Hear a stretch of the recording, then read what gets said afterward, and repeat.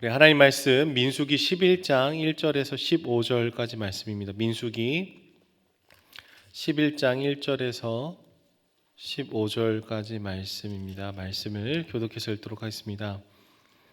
민수기 11장 1절에서 15절까지 말씀. 여호와께서 들으시기에 백성이 악한 말로 원망하매 여호와께서 들으시고 진노하사 여호와의 불을 그들 중에 붙여서 진영 끝을 사르게 하시매 백성이 모세에게 부르짖음으로 모세가 여호와께 기도하니 불이 꺼졌더라. 그곳 이름을 다베라라 불렀으니 이는 여호와의 불이 그들 중에 붙은 까닭이었더라. 탐욕을 품음에 이스라엘 자손도 다시 울며 이르되 누가 우리에게 고기를 주어 먹게 하랴. 우리가 애굽에 있을 때에는 값없이 생선과 오이와 참외와 부추와 파와 마늘들을 먹은 것이 생각나거늘 이제는 우리의 기력이 다하여 이 만나 외에는 보이는 것이 아무것도 없도다 하니 만나는 가시와 같고 모양은 진주와 같은 것이라. 백성이 두루 다니며 그것을 거두어 맷돌에 갈기도 하며 절구에 찢기도 하고 가마에 삶기도 하여 과자를 만들었으니 그 맛이 기름 섞은 과자 맛 같았더라. 밤에 이슬이 진영에 내릴 때에 만나도 함께 내렸더라. 백성의 온 족속들이 각각 자기 장막에서 우는 것을 모세가 들으니라. 이러므로 여호와의 진노가 심히 크고 모세도 기뻐하지 아니하여 모세가 여호와께 여짜오되 어찌하여 주께서 종을 괴롭게 하시나이까. 어찌하여 내게 주의 목전에서 은혜를 입게 하지 아니하시고 이 모든 백성을 내게 맡기사 내가 그 짐을 지게 하시나이까. 어찌 주께서 내게 양육하는 아버지가 젖먹는 아이를 품듯 그들을 품에 품고 주께서 그들의 열조에게 맹세하신 땅으로 가라 하시나이까.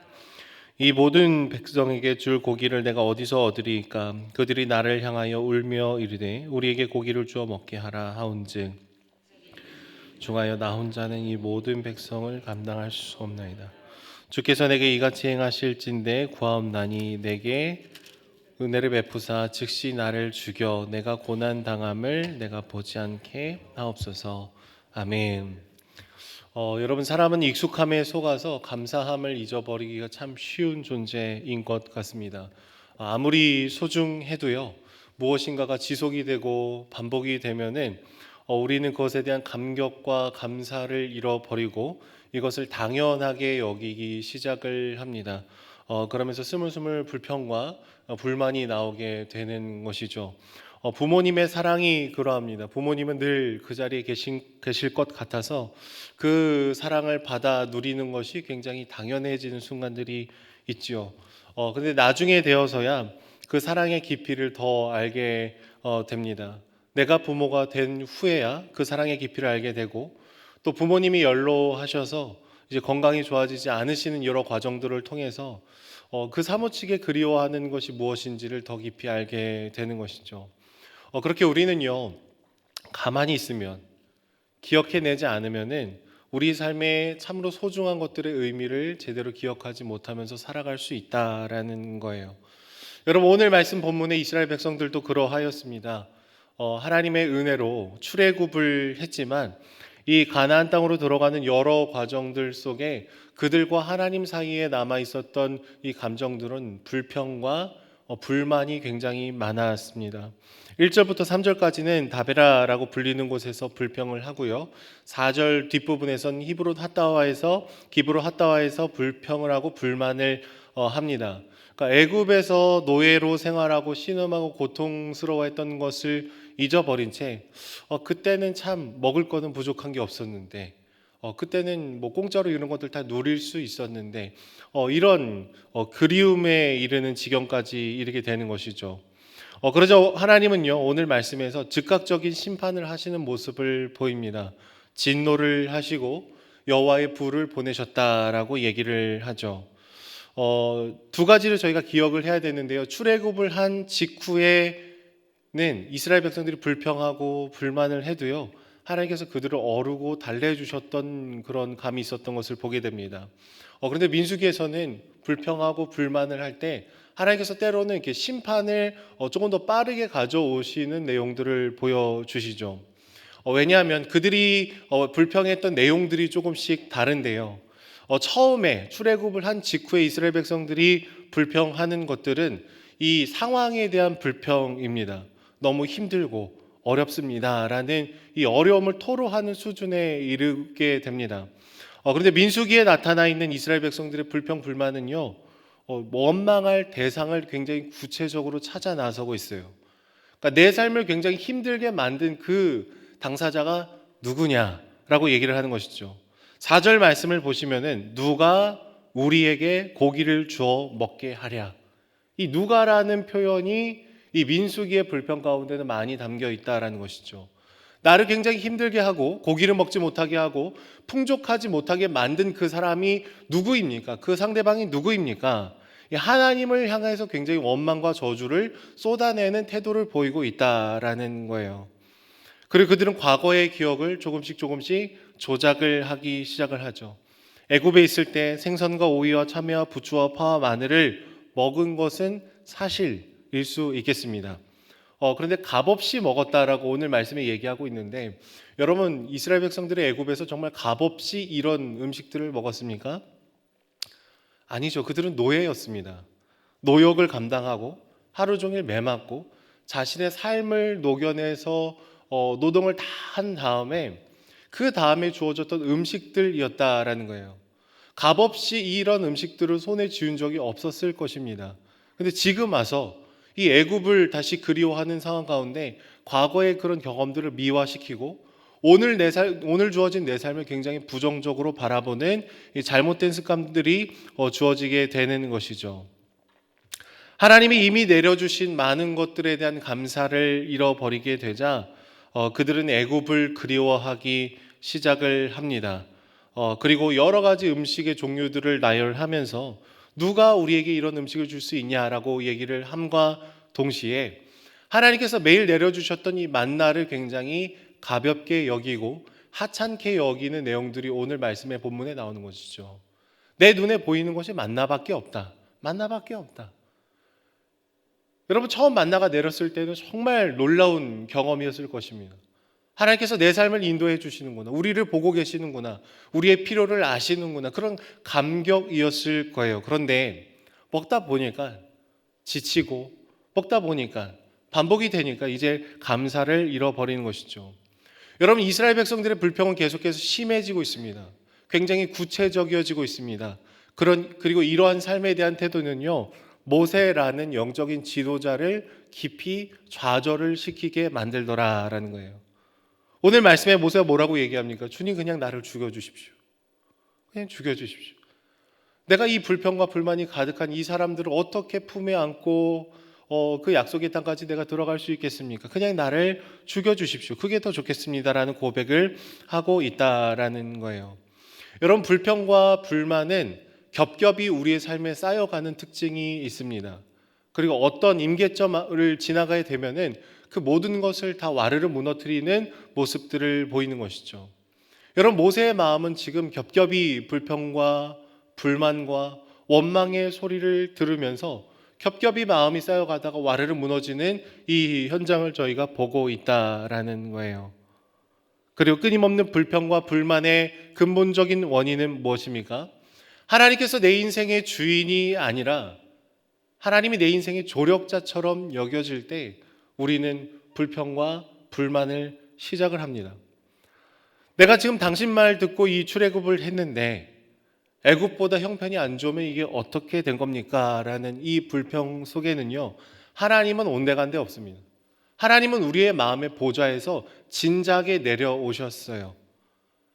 내가 당신을 위해서 이렇게 헌신하면 채워주시고 먹여주시고 입혀주시고 내가 원하는 것들을 다 주셔야지. 이 상황이 무엇입니까? 애굽이 더 낫습니다. 값없이 먹었습니다. 여러분 이 불평 속에 누가 주인입니까? 적어도 하나님은 주인은 아니라는 거예요. 불평을 하는 그 당사자가 그 마음의 보좌에 진작에 올라가 앉아 있다라는 것이죠. 여러분 우리의 삶을 돌아보면은요, 이스라엘 백성들의 모습을 그렇게 쉽게 얘기하기 어렵다라는 것을 깨닫게 됩니다. 왜냐하면 우리 내면 깊은 곳에서도 이스라엘 백성들의 모습과 비슷한 모습이 겹쳐 있기 때문이죠.